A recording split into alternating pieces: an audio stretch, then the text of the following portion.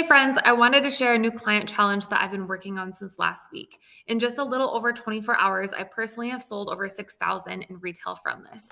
It honestly exceeded my expectations for it, but because it was working very well for me, I just shared this with our team in hopes that they too can be successful with this. I'll walk you through what this challenge looks like, and I will also have a Google Doc with all of this info in the video description. The document will have all of the pics and verbiage, so there's no need to try and write things down or take screenshots. It's all in the document within the video description. When I do this as a team challenge, I do break it down into small bite-sized chunks so it's not overwhelming for them. I call this steps, so you'll see me reference those as we continue. I really believe that so many women have the desire to learn more about their bodies and how it works. I've met so many women in my past nursing career, as well as at parties or even online, who have many concerns about their bodies. Whether that's a concern of having a vaginal odor, not being able to orgasm, not even knowing what they like in regards to intercourse, or not having a sex drive, the list goes on. And I'm sure you also know women who have expressed similar concerns. I truly believe that women want to know more, but either don't have the resources available or know where to look, or either embarrassed or shy to speak up to their doctor or friends about it. So my goal for this challenge is to help women understand more about their bodies and what's normal, as well as learn about the sexual response cycle and how that plays a part in their lubrication or lack of, their sex drive, orgasm experience, and much more. If you want to get your team involved, first thing you'll want to do is get them excited. Here's an example you can post in your team page. Personally, I like to make a curiosity post to reel them in versus sharing all of the details at once. It really helps build up our engagement and have more team members plug in. After people comment, I then voice message them details. I send a voice message to every person who comments. That may sound like a lot of work, but it's really not. I simply send the voice message to myself first and then forward it to those who comment. It's really fast and team members love it and feel like they have a better connection with me for it. During the video, you're going to notice that I'm sharing the exact post that I did for our team. I had a lot of you request to see word for word what I did with our team, as well as any pics I shared with them. So that's why you're seeing it here. When you look at the master doc, you'll also have access to all verbiage that I shared with our team. 2 days after sharing that first curiosity post, I do another last call post.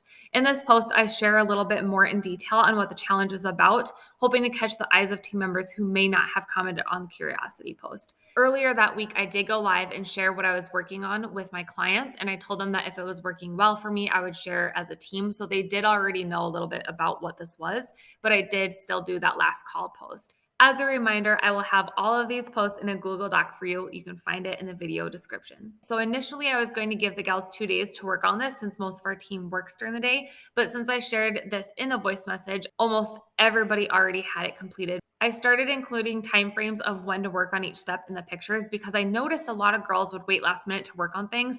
And by the time they already started doing it, it was no longer relevant. So of course, they can plug into each step at a later time if needed, but I found team members took action quicker if they saw the recommended time frame.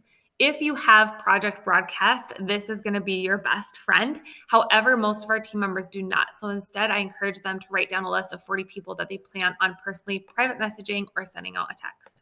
Our team was so on top of things. They were very excited for this challenge and wanted the follow-up verbiage right away. Normally, I like to space each step out by at least 2 days to prevent people from getting overwhelmed, but our team was hungry and ready for step 3 the same day. So step 3 is the most important piece of this challenge. It's when team members start following up with everybody. I want to make these challenges as easy as possible for a team to follow, so I always provide verbiage for different scenarios. So for this, they have verbiage for those who voted in the poll as well as verbiage to send to their list of 40. I also created a video walking them through what were in the mystery bundle so they know what to order when the time came, but also the price points. When we do team things together, gals are confident in knowing that they're not going to be giving away the farm. They're going to be making a pretty penny. The video link for this is in the Google Doc if you want to watch it as well. Then I shared a reminder of when to collect everyone's payment. I don't have this post scheduled yet, but for step 6, I'm going to include a picture of the handwritten note I'm including in all packages, a picture of how to make their clients feel special when opening their package, as well as a link to a video a team member did on shipping products.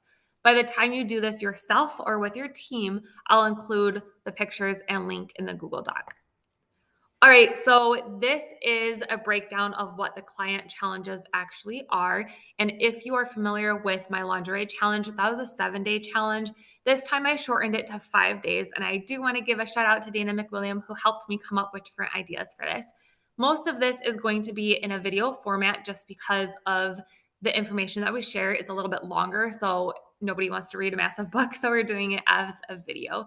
Team members can share that video link to their clients, and neither myself or Dana will share that we're with Pure Romance. So no one will have to worry about clients coming to us for things. There will be no links to our websites. It's going to be very generic. Anybody can use this video. During each of these, we'll break down the sexual response cycle and what it means to them. For day one, they're going to be using the shower gel and bubble bath. We're going to talk about getting in the mindset, and when you feel good, you're more willing to want to be intimate. We'll be addressing how to properly clean the vulva area because there's a lot of things that they shouldn't be doing that's out there. We're going to be sharing for day one, they're going to be using the shower gel and bubble bath, and we're going to be sharing how to get in the mindset. And when you feel good, you're more willing to be intimate. We'll be addressing how to properly clean the vulva area because there's a lot of incorrect info out there, a basic rundown of what's normal, and when you should talk to your doctor. We'll also be sharing how discharge is normal and it can change throughout the month, but also, again, when to reach out to their doctor. I wanted to include all of this because this is a huge topic of concern that I hear a lot at parties. Day two is lubricant, how to use correctly because most people do not use it correctly. Benefits of using it as a daily moisturizer, as well as basic anatomy of the vagina and vulva area. Day three is using O, how this helps with increasing blood flow to the area, vaginal tenting, and why that's important prior to penetration. We'll also be talking about how the brain is the largest sex organ and it needs to be present, as well as how O can help with that. Day four, they're going to get familiar with the toy and using it everywhere but on their clitoris. We decided to do it this way because a lot of women are intimidated by toys if they've never used one before. So hopefully by getting familiar with it, it's not as scary. We're going to be encouraging them to use it as a massager, but also talk about staging, building that desire, and sharing different places to use it, such as lightly caressing it against their thigh.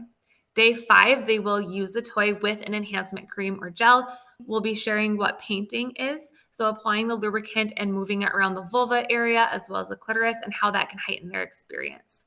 We're also going to encourage them to explore their body and get to know what they enjoy and different ways to communicate that with a partner if they have one.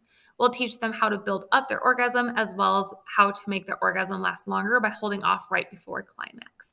So, in a nutshell, that is the 5-day challenge for the clients. As a reminder, the client challenges aren't as of right now in the Google document because I still have to make the videos for them. But by the time you do this, either yourself or with your team, you will see all of the challenges and videos there for you. So far, our team has 14,000 in sales from this, and many are still reaching out to people with the first verbiage. Follow-up is tomorrow, so I anticipate more orders to come in. That's the basic rundown of what the self-love challenge is. If you decide to give this a try yourself or with your teams, please share how it goes. If you enjoy things like this and would like to see more, let me know by subscribing to my channel as I have another idea for a client challenge coming soon.